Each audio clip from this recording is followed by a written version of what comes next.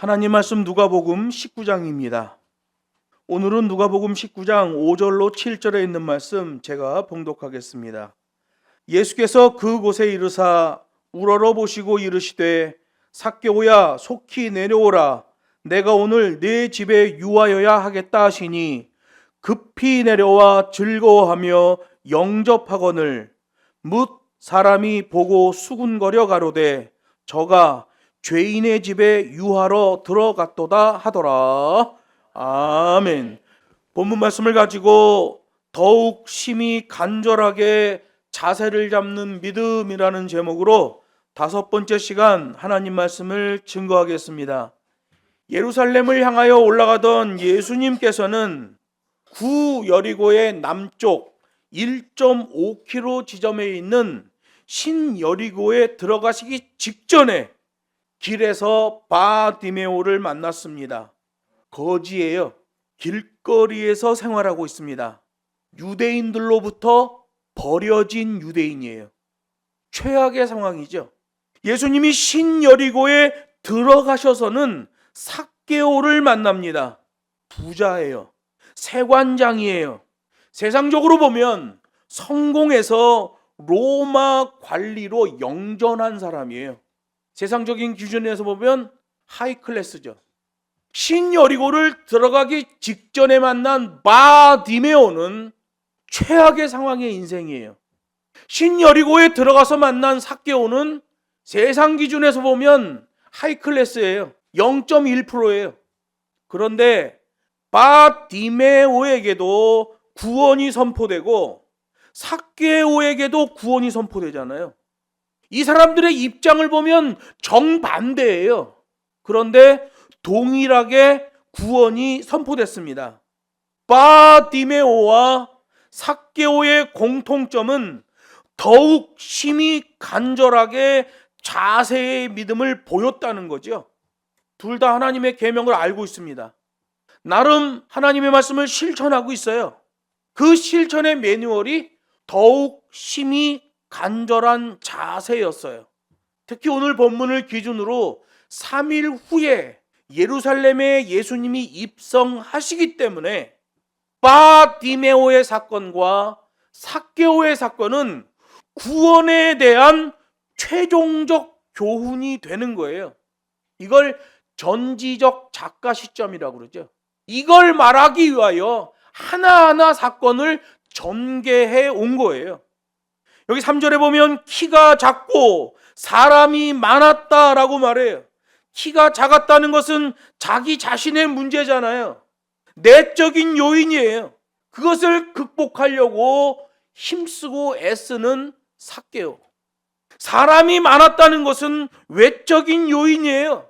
그것 또한 극복하려고 힘쓰고 애쓰는 거예요. 사도행전에 보면 사도 바울 일행이 복음을 전하려는 그 매뉴얼의 자세가 나와요. 힘쓰고 애썼다. 심지어 예수의 영이 막고 성령이 막아도 힘쓰고 애쓰며 복음을 전하는 것에 싱글 포커스를 맞췄다. 바디메오나 삭개오나 그 공통점이 더욱 심히 간절하게 라는 자세였다는 거죠.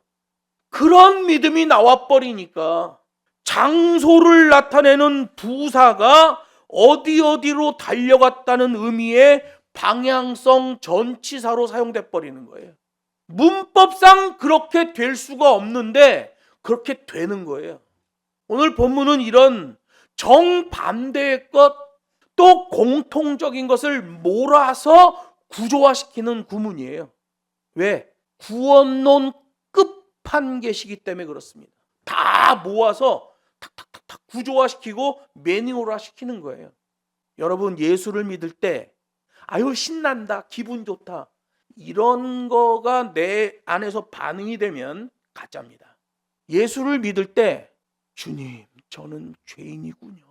저는 죽을 때까지 주 앞에 죄인이요, 주님을 의지하지 않고는 견딜 수 없는 영혼이군요 라는 자세로 가는 거예요. 그 진짜 믿음입니다. 양키들이 만들어 놓은 관대한 신학, 감성주의, 휴머니즘 신학에서 우리의 믿음의 근본을 찾으면 안 돼요. 거기는 우리의 믿음의 근본이 없습니다. 우리 믿음의 근본은 오늘 본문에 나오는 이러한 계명이에요. 그러다 보니까 부사가 전치사가 되는 놀라운 일이 벌어져요. 길바닥에서 구걸하고 유대인에게 버려진 바디메오가 구원의 백성이 돼버리는 거예요.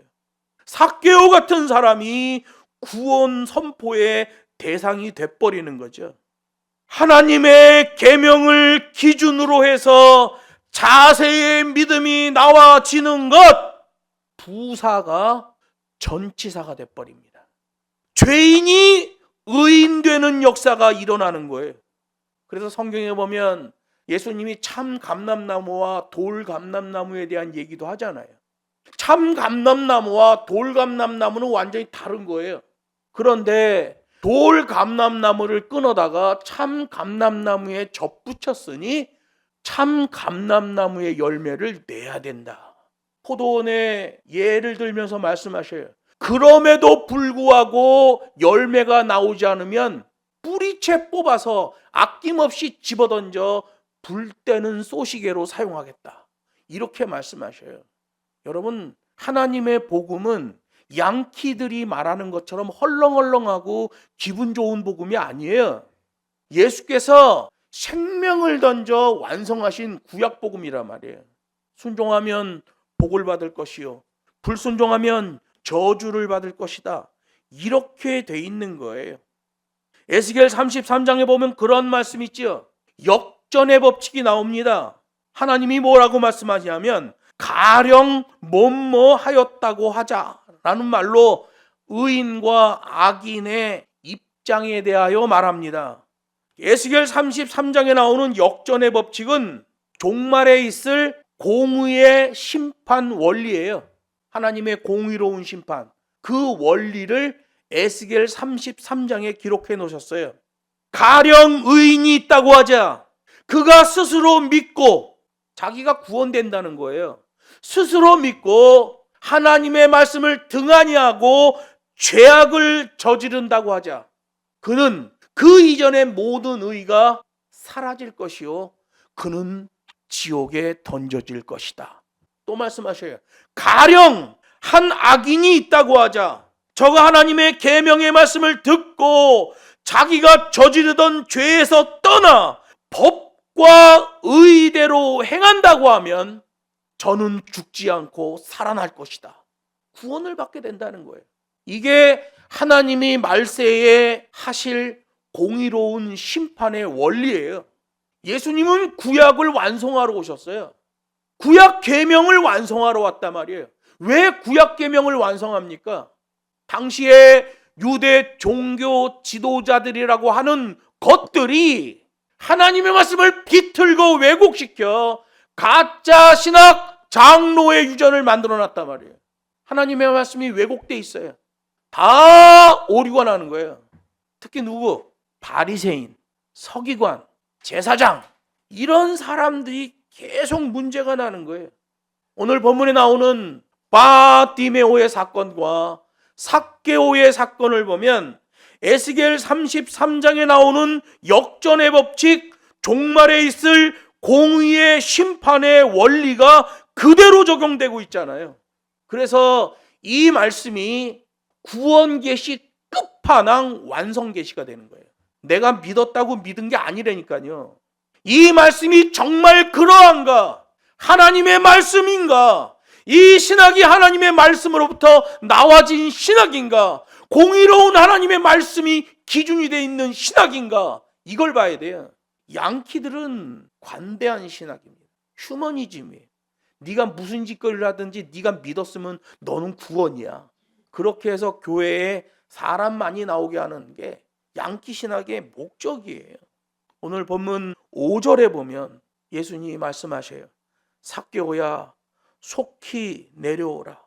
여기 5절에서는 예수님께서 그 애굽 뽕나무 위에 있는 삭개오를 우러러 보시고 명령하시는 장면이 나옵니다. 지금 삭개오의 입장은 뭐겠어요? 야, 저기 예수님 오신다. 내가 저만큼 앞에 가서 걸어오시는 예수님을 정면으로 봐야지. 근데 키가 작아. 사람이 많아. 내적인 장애 요인과 외적인 장애 요인이 있어요. 힘쓰고 애쓰는 자세, 더 힘이 간절하게 뽕나무 위에 올라가는 거예요. 그리고 삭개오는 앞쪽에서 군중들과 함께 서서히 삭개오 쪽으로 걸어오시는 예수님을 넋을 놓고 바라보고 있었어요. 저기서 걸어오는 예수님을 바라보니 그동안 예수님에 대하여 들었던 말들이 머릿속을 스쳐가는 거예요. 그러면서 삭개오 안에 있는 문제들이 선명하게 드러나기 시작해요. 영적인 갈급함, 세리라는 것 때문에 사회적으로 고립되어 있는 것, 회개의 타이밍과 회복의 간절함, 마치 넋이 나간 사람처럼 삭개오는 예수님 쪽을 바라보고 있었어요. 뽕나무 위에 올라간 삭개오, 예수님은 그 삭개오를 향하여 직접 그의 이름을 부르셨어요. 양키 신학은 이걸 갖고 또 세 가지의 논리를 펴니다. 예수님이 어떻게 삭개오의 이름을 알았을까? 신적인 능력이 발동되어 그 순간에 삭개오의 이름을 알게 되셨다. 전지전능하시니까. 양키 신학은 이런 거 가지고 말을 해요, 자꾸. 성경 신학의 본질을 말하지 않고 지엽적인 얘기를 자꾸 하는 거예요. 또 양키 신학은 뭐라고 말하냐면 그 보딩을 하는 세관장으로서 삭개오의 이름이 널리 알려졌었을 것이다. 그래서 예수님도 알게 됐을 것이다. 이 양키 신학이죠. 또 어떤 사람은 뭐라고 주장하냐면 무리가 가다가 세관장이 애굽 뽕나무 위에 올라간 걸 보고 세관장 삭개오가 뽕나무 위에 올라갔네? 라고 뇌까리는 소리를 예수님이 얼핏 듣고 저 사람 이름이 삭개오구나. 삭개오야 내려와라. 이렇게 얘기했다는 거예요. 여러분 양키 신학은 이런 거 갖고 박사학위를 줍니다. 우리 조선말로 미치고 팔짝 뛸 일이죠. 오늘 본문은 그걸 말하는 게 아니잖아요. 이 5절에서 예수님이 삭개오 쪽을 향하여 우러러 그의 이름을 부르셨다라는 의미는 히브리 문학의 고유한 표현이에요. 히브리 문학에서 위로라는 말은 두 개로 사용돼요. 그의 눈물을 닦아줬다. 또 하나의 용법은 그의 이름을 부르다라는 거예요. 그의 이름을 부르되 그를 불러 내 곁에 두다라는 뜻을 갖고 있어요. 이 위로지요.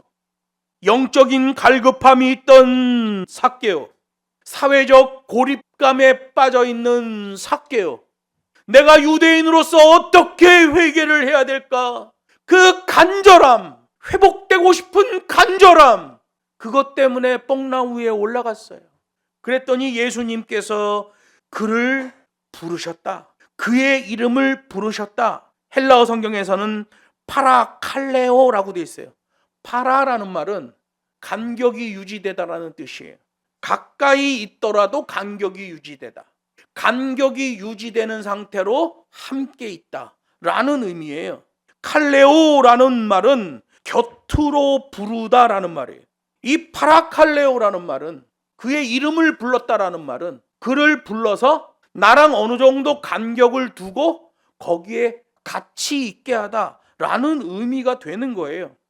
여러분, 또 위로라는 말은 눈물 닦아주심이라는 의미도 있는데 계시록 7장에 보면 순교한 14만 4천을 위로하시는 하나님이 나옵니다. 그때에 눈물 닦아주심이라는 표현이 나와요. 이게 위로죠. 동일한 거예요. 오늘 본문과 같아요. 파라칼레오, 부르셔서 하나님과 어느 정도 거리를 두고 함께 하신다. 여러분, 우리가 하나님과 동행할 때는 거리 유지가 중요합니다. 너무 가까이 가는 자들은 이만희, 박태선 같은 이단이 돼버려요. 너무 떨어져 버리면 하나님으로부터 멀어져 버립니다. 매뉴얼이 존재해요. 하나님이 부르시고 내가 그 부르심에 응답했을 때에 적절한 거리가 있어요. 그 거리에 있을 때에 영혼이 살아있게 돼요. 태양에 너무 가까이 가면 다 죽습니다. 태양에 가까이 있는 행성에선 살 수가 없어요. 또 태양으로부터 너무 멀어져 버리면 영하 200도 막 이런 행성이 돼버려요. 살 수가 없어요. 제일 살기 좋은 게 화성과 지구죠. 둘 중 안에서도 지구의 거리가 생명이 존재할 수 있는 가장 최적의 거리에 떨어져 있어요. 그걸 표현할 때 파라라는 말이에요. 심지어 예수님이 재림하시는 것도 파루시아라고 되어 있어요. 파라, 오우시아의 합성어예요. 파라, 간격을 두다. 사람들은 주님이 재림하시면 우리를 끌안고 우리의 등을 토닥거려주며 우리의 머리를 쓰다듬어주며 위로해 주실 것입니다. 다 새빨간 거짓말이죠. 주님의 재림도 파라오우시아예요. 간격을 유지해요. 주님은 재판장으로 오시잖아요. 여러분, 세상 재판에서도 재판은 반드시 판사와 거리가 유지됩니다. 재림하시는 주님, 파라오우시아, 파루시아. 오우시아라는 말은 substance예요. 본질이에요, 본질. 예수님은 본질로서 거리를 두시고 재림하신다라는 의미로 되어 있죠. 여러분, 성경을 감성으로 받아버리면 지옥 갑니다. 성경은 이성으로 받아야 돼요. 그 말이 정말 무슨 의미냐? 하나님이 우리에게 계시하신 구원의 계명이 어떻게 구성되어 있느냐, 이걸 봐야 되는 거예요. 주님이 우리를 위로하실 때 계시록 7장에 나오는 순교한 14만 4천, 그들을 위로해 주셔요. 그들의 이름을 부르시고 그들의 눈물을 닦아주셔요. 그리고 계시록 21장에 또 이 바라칼레오가 나오는데 새 하늘과 새 땅에 들어온 구원의 백성의 눈물을 씻어 주신다. 바라칼레오. 그 구원의 백성의 이름을 하나하나 불러주신다. 바라칼레오 라고 말씀하시는 거예요. 여러분, 은사주의, 신비주의 교회 가면 정말 세상 말로 지랄 발광을 합니다. 양키들의 교회는 축제 예배라고 떠들어댑니다. 아프리카에 가면 재즈 음악에 맞춰 먼지나게 춤추면서 하나님께 예배를 한다고 합니다. 전부 가짜입니다.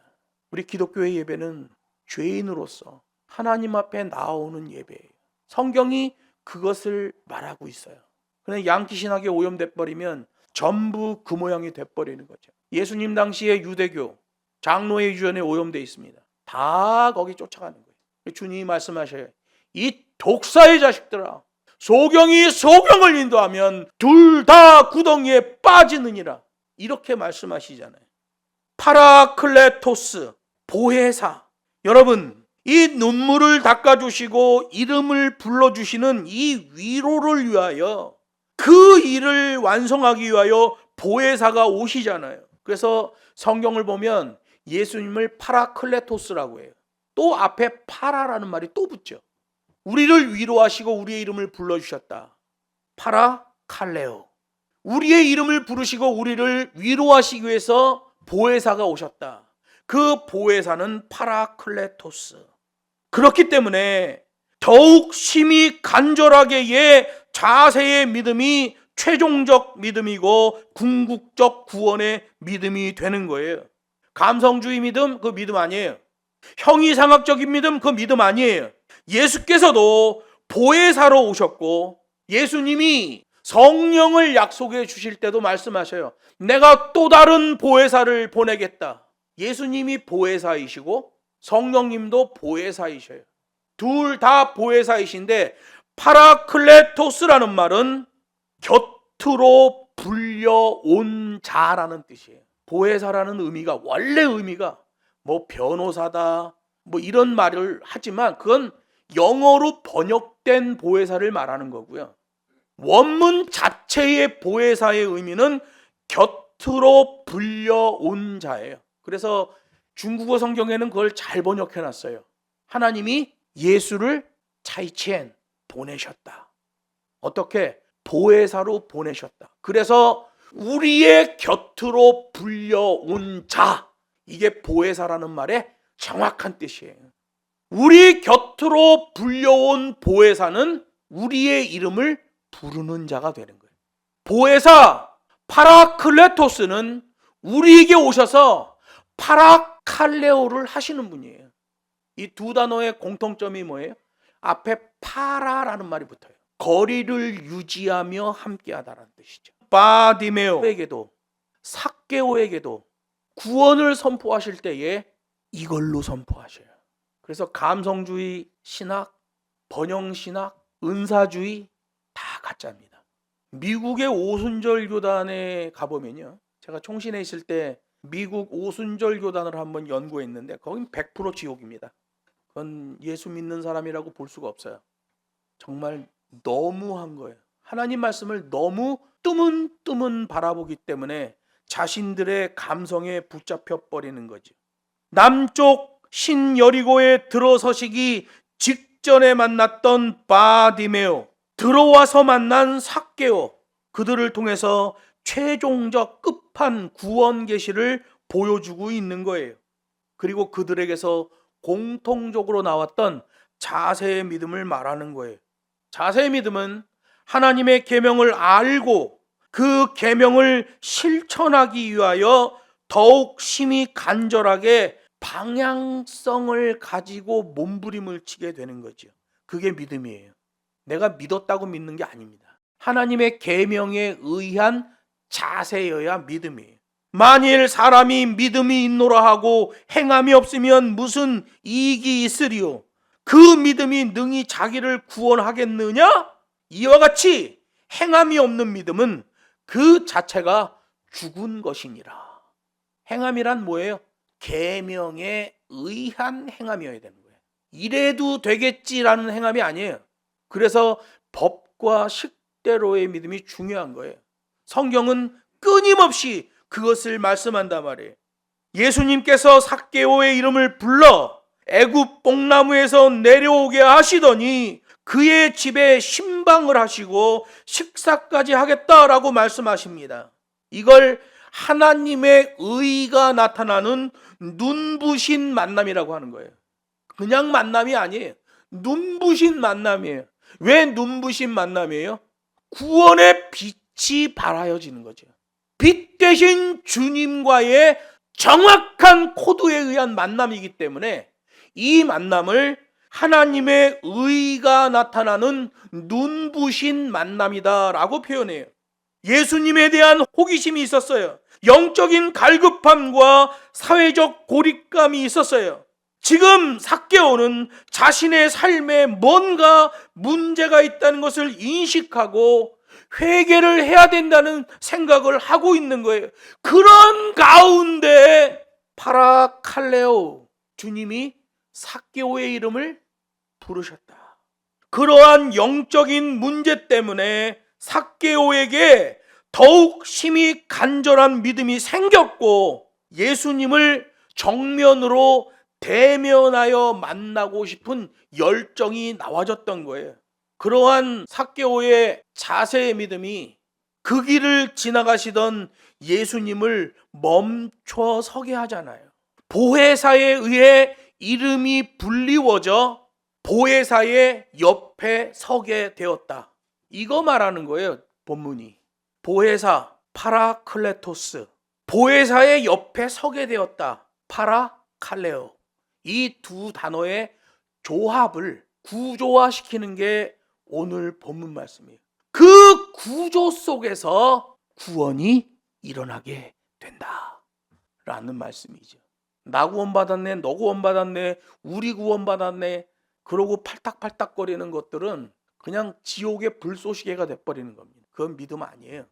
계명적 자세의 믿음에 대하여 약속되어 나타나는 전적인 부르심, 전적인 은혜, 이게 눈부신 구원, 눈부신 콜링이 되어지는 거예요. 필요 충분 조건으로 은혜의 포문이 열려지는 거죠. 순종하면 복을 받을 것이요, 불순종하면 저주를 받을 것이다. 이게 그대로 적용되는 거예요. 가령 의인이 있다고 하자, 가령 악인이 있다고 하자, 이 공의로운 심판의 법이 그대로 적용이 돼버리는 거예요. 예수님과의 진정한 만남은 예수님께서 삭개오의 이름을 부르는 그 순간부터예요. 예수님께서 인정하시는 그 자세의 믿음이 나와질 때, 그래서 우리가 무슨 동작 하나를 하더라도 먼저 그 나라와 의를 구하라 라는 매뉴얼을 주시는 거예요. 그 애굽 뽕나무에서 내려와라. 내가 너의 집에 유하여야 하겠다. 신적인 필연성, 예수님의 주권적 의지를 보여주잖아요. 이렇게 말하는 자, 스피커의 의지가 나오면 듣는 자, 청자, 히어러는 즉시 예스로 반응해야 돼요. 스피커 의지가 나왔는데 히어러가 잠깐만요, just a moment 이러면 그건 끝나는 거예요. 앞에 부자 바리새인 청년 관원의 일을 봤잖아요. 주님이 스피커 의지를 보여줍니다. 너의 재산을 다 팔아 가난한 자들에게 나눠주고 나를 따르라. 그러면 yes 하고 바로 따라가야 돼요. just a moment, 그 just a moment, 잠깐의 찰나의 시간에 부정적인 생각이 들어와 버리고 돌아가 버리잖아요. 여러분, 우리가 기도할 때 하나님 주신 첫 생각이 있어요. 그 첫 생각이 하나님의 응답이에요. 그 첫 생각으로 반응하면 돼요. 첫 생각, 첫 사랑, 첫 사명. 바디메오도 네가 무엇을 원하느냐? 예스! 바로 대답해버려요. 삭개오야 내려오라. 예스! 바로 내려와 버려요. 첫 생각, 첫 동작, 거기에 눈부신 콜링이 나와지는 거예요. 은혜의 포문이 열려지는 거예요. 삭개오의 이름을 부르는 그 순간 삭개오는 변화되기 시작하는 거예요. 아가페 한 동작이 나와지잖아요. 6절에 보면 급히 내려와 즐거워하며 영접하거늘 이렇게 돼 있는데요. 여러분, 6절이 왜 이렇게 짧을까요? 그런 생각 안 해보셨어요? 6절은 몇 단어 안 돼요, 원문을 봐도. 그런데 이게 통일된 기준에서의 전개, 전체가 하나로 명료하게 정리되는 체계적 서술이라고 그래요. 이거는 철학적 용어입니다. 체계적 서술, 일관된 구조, 이걸 표준이라고 하는 거예요. 복음은 표준을 제시합니다. 표준은 거기서 벗어나면 위태로운 상황을 맞을 수 있어요. 앞에 나왔던 부자 청년, 표준에서 벗어나 있습니다. 자기 생각, 자기 계산이 막 들어와 버려요. 통일된 기준에서의 전개, 전체가 하나로 명료하게 정리되는 것, 체계적 서술, 일관된 구조, 표준 복음이 이 6절에 나온단 말이에요. 급히 내려와 즐거워하며 영접하거늘. 이 아가페 한 동작의 흐름과 일치는 감성주의 믿음으로 되는 게 아니에요. 오직 하나님의 계명의 믿음으로만 되는 거예요. 그래서 여러분, 누구나 예수 믿을 수 있지만 아무나 구원받는 게 아닙니다. 이 체계적 서술, 일관된 구조, 6절부터는 다음 시간에 이어서 하나님 말씀을 강론하도록 하겠습니다. 기도하겠습니다.